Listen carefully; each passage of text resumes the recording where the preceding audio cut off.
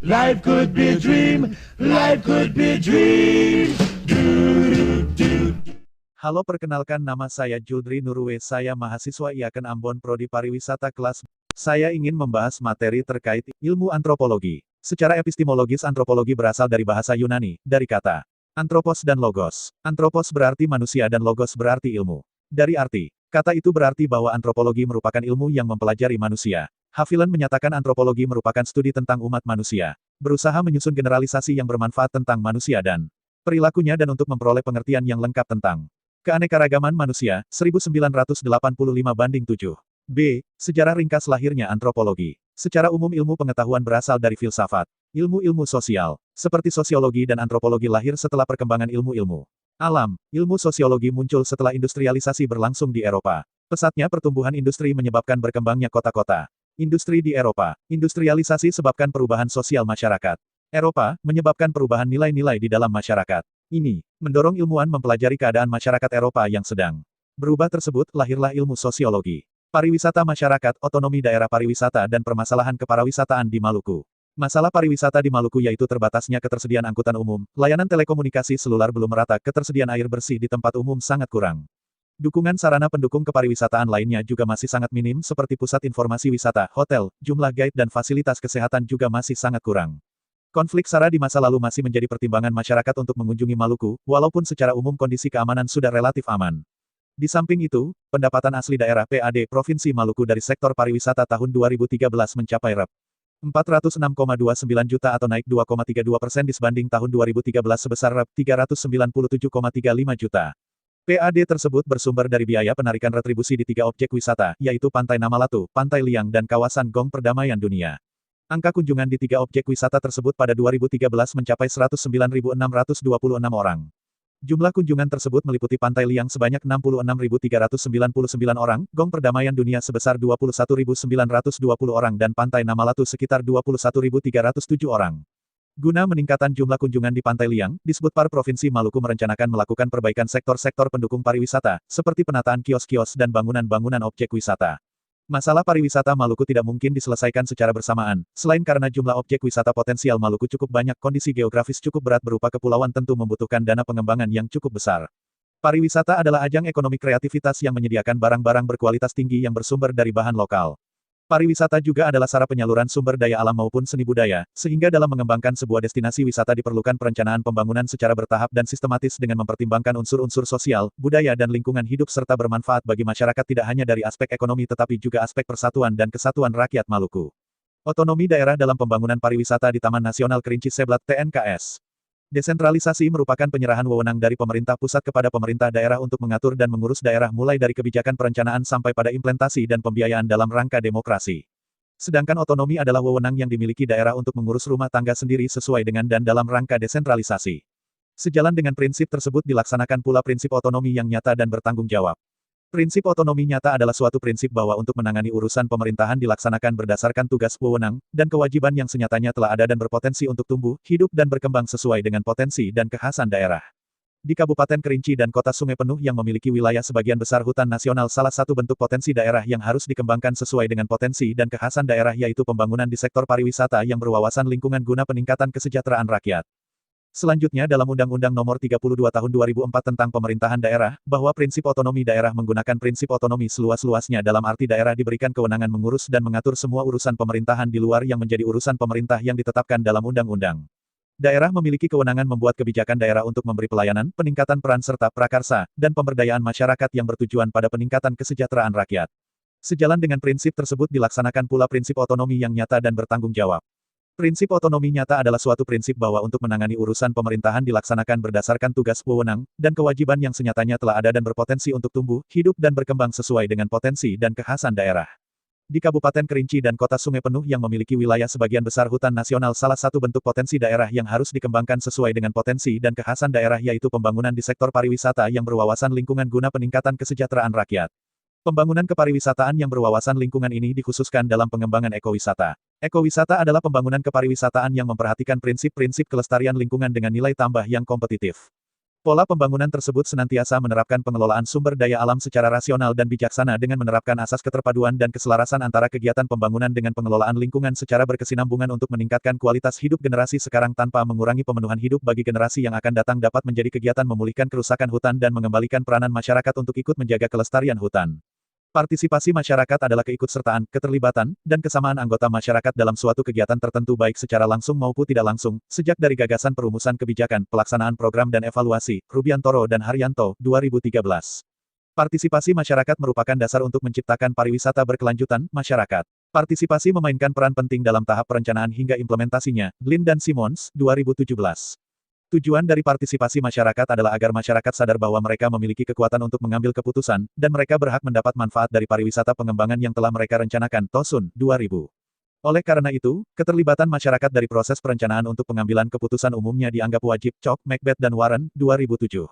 Pendekatan partisipatif akan memungkinkan penerapan prinsip pariwisata berkelanjutan itu akan mengarahkan masyarakat menuju sikap positif dengan terciptanya upaya pelestarian sumber daya alam lokal dan dengan demikian pelestarian lingkungan. Tosun, 2006. Warga yang berpartisipasi dalam pengelolaan dan pengembangan pariwisata akan mendapat manfaat dalam bentuk peningkatan kualitas kehidupan pariwisata dan pelestarian lingkungan sekitarnya. Nicholas Tapa dan Co., 2009. Dengan adanya partisipasi masyarakat, pengembangan desa wisata cenderung membawa dampak yang positif bagi masyarakat lokal. Hermawan, 2016a. Selain itu, manfaat yang akan mereka dapatkan adalah meningkatkan kepemilikan, meningkat pengembangan jejaring sosial, dan menanamkan apresiasi dan pemahaman yang lebih besar tentang nilai area lokal. Gursoy, Jurowski dan Wisal, 2002, Tosun dan Timothy, 2003. Pariwisata, globalisasi, dan identitas. Pariwisata adalah suatu kegiatan perjalanan yang dilakukan dengan tujuan liburan atau rekreasi. Tentunya setiap orang pasti membutuhkan kegiatan pariwisata guna untuk berlibur, menghilangkan penat yang dikarenakan kesibukan ataupun dijadikan sarana berkumpul bersama keluarga maupun kerabat dekat lainnya. Indonesia dikenal sebagai salah satu negara yang sangat banyak sekali dikunjungi, mulai dari wisatawan domestik sampai ke mancanegara. Globalisasi juga berdampak pada kegiatan pariwisata. Salah satu dampaknya yaitu masuknya pengaruh kebudayaan asing disebabkan oleh kontak kebudayaan. Semakin intensif hubungan atau interaksi dengan masyarakat yang berbudaya, sehingga akan berpotensi menimbulkan dampak bagi budaya asli yang sudah ada. Dampak kebudayaan barat di Indonesia dicerminkan dalam wujud globalisasi dan modernisasi yang dapat membawa dampak positif dan dampak negatif bagi bangsa Indonesia. Pakar perencanaan pariwisata University of Constance, Jerman, Helmut F. Weber mengatakan agar memiliki daya tarik wisatawan maka pengembangan pariwisata di suatu daerah harus semakin memperkuat identitas budaya lokal. Menurut Weber, penguatan identitas budaya dalam konteks pengembangan pariwisata antara lain dapat dilakukan dengan melibatkan masyarakat serta organisasi-organisasi tradisional setempat dalam pengambilan keputusan. Pariwisata globalisasi dan etnisitas. Secara luas pariwisata dipandang sebagai kegiatan yang mempunyai multidimensi dari rangkaian suatu proses pembangunan. Pembangunan sektor pariwisata menyangkut aspek sosial budaya, ekonomi, dan politik. Spilane, 1987-14. Hal tersebut sejalan dengan yang tercantum dalam Undang-Undang Nomor 10 Tahun 2009 tentang Kepariwisataan yang menyatakan bahwa penyelenggaraan kepariwisataan ditujukan untuk meningkatkan pendapatan nasional dalam rangka meningkatkan kesejahteraan dan kemakmuran rakyat, memperluas dan memeratakan kesempatan berusaha dan lapangan kerja, mendorong pembangunan daerah, memperkenalkan dan mendaya gunakan objek dan daya tarik wisata di Indonesia serta memupuk rasa cinta tanah air dan mempererat persahabatan antar bangsa. Negara Indonesia harus siap dan memperhatikan sektor pariwisata agar selalu dikembangkan untuk memberikan dampak yang positif terutama dalam pemasukan pendapatan dan perekonomian negara. Pemerintah daerah perlu memperhatikan lebih jauh lagi tentang bagaimana menerapkan strategi pengembangan yang tepat pada sektor pariwisata masing-masing daerah guna menunjang dan memaksimalkan pemasukan pendapatan asli daerah. PAD. Majunya industri pariwisata suatu daerah sangat bergantung kepada jumlah wisatawan yang datang. Oleh karena itu harus ditunjang dengan peningkatan pemanfaatan daerah wisata sehingga industri pariwisata akan berkembang dengan baik. Kabupaten Sragen mempunyai potensi pariwisata yang cukup bagus untuk dikembangkan. Menurut data Dinas Pariwisata, Kebudayaan, dan Pemuda Olahraga Kabupaten Sragen, konsep antropologi budaya, teori fungsional, difusi, strukturalisme. Sedangkan fungsionalisme ialah teori filsafat atau sebuah pemikiran yang tidak menolak substansi imaterial, tetapi menyatakan bahwa pada akhirnya semua substansi bersifat material. Fungsionalisme melihat masyarakat sebagai sebuah sistem dari beberapa bagian yang saling berhubungan satu dengan lainnya. Satu bagian tidak bisa dipahami terpisah dari keseluruhan. Dengan demikian, dalam perspektif fungsionalisme ada beberapa persyaratan atau kebutuhan fungsional yang harus dipenuhi agar sebuah sistem sosial bisa bertahan. Sedangkan, teori fungsionalisme adalah teori dominan dalam antropologi. Teori ini memandang budaya sebagai satu kesatuan, dan mencoba untuk menjelaskan bagaimana hubungan antara bagian-bagian masyarakat yang tercipta dan bagaimana bagian ini fungsional, bermakan Memiliki konsekuensi yang menguntungkan pada individu dan masyarakat dan disfungsional. Bermakna memiliki konsekuensi yang negatif. Teori ini memandang masyarakat sebagai sistem yang kompleks yang mana bagian tersebut bekerja bersama untuk mempromosikan solidaritas dan stabilitas diri masing-masing. Ini menandakan bahwa kehidupan sosial kita dituntun berdasar pada struktur sosial yang pola perilaku sosialnya secara relatif stabil. Machionis, 1997. Fungsionalisme struktural adalah sebuah sudut pandang luas dalam sosiologi dan antropologi yang berupaya menafsirkan masyarakat sebagai sebuah struktur dengan bagian yang saling berhubungan. Fungsionalisme menafsirkan masyarakat secara keseluruhan dalam hal fungsi dari elemen-elemen konstituennya, terutama norma adat, tradisi dan institusi. Teori yang akan digunakan untuk mendasari makalah ini adalah teori struktural fungsional. Radcliffe Brown dan Talcott Parsons. Alasan digunakannya satu teori yang berasal dari dua orang tokoh tersebut karena keduanya mempunyai persepsi yang sama teori struktural fungsional itu. Anehnya, antara Radcliffe Brown dan Talcott Parsons adalah dua ilmuwan yang menekuni disiplin ilmu yang berbeda. Radcliffe Brown memfokuskan kajiannya pada bidang antropologi sosial sedangkan Talcott Parsons lebih memfokuskan kajiannya terhadap bidang sosiologi. Namun demikian, ternyata teorinya tentang struktural fungsional memiliki kesamaan yang secara fundamental tidak bisa dibedakan. Perbedaan yang ada hanyalah mula. Teori itu didapat dari hasil penelitian pada lapangan atau fokus yang berbeda. Konsep pariwisata dan tipologi wisatawan.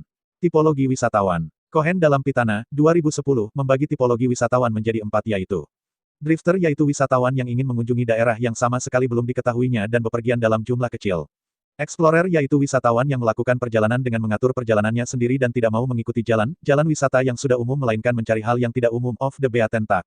Wisatawan seperti ini memanfaatkan fasilitas dengan standar lokal dan tingkat interaksinya dengan masyarakat lokal juga tinggi. Individual mass tourist yaitu wisatawan yang menyerahkan pengaturan perjalanannya kepada agen perjalanan dan mengunjungi daerah tujuan wisata yang sudah terkenal. Organized mass tourist, yaitu wisatawan yang hanya mau mengunjungi daerah tujuan wisata yang sudah dikenal dengan fasilitas seperti yang dapat ditemuinya di tempat tinggalnya dan perjalanannya selalu dipandu oleh pemandu wisata. Wisatawan seperti ini terkungkung oleh apa yang disebut sebagai environment bubble. Sedangkan berdasarkan perilaku wisatawan pada suatu daerah tujuan wisata, Gray, 1970, membedakan wisatawan menjadi dua, yaitu, 1. Sunless dan 2. Wanderlust. Sunless turis adalah wisatawan yang berkunjung ke suatu daerah dengan tujuan untuk beristirahat atau relaksasi sehingga mereka umumnya mengunjungi daerah tujuan wisata yang mempunyai ciri multiple, sun, si, sen. Wisatawan tipe ini mengharapkan keadaan iklim, fasilitas, makanan dan lain-lain yang sesuai dengan standar di negaranya. Hipotesis.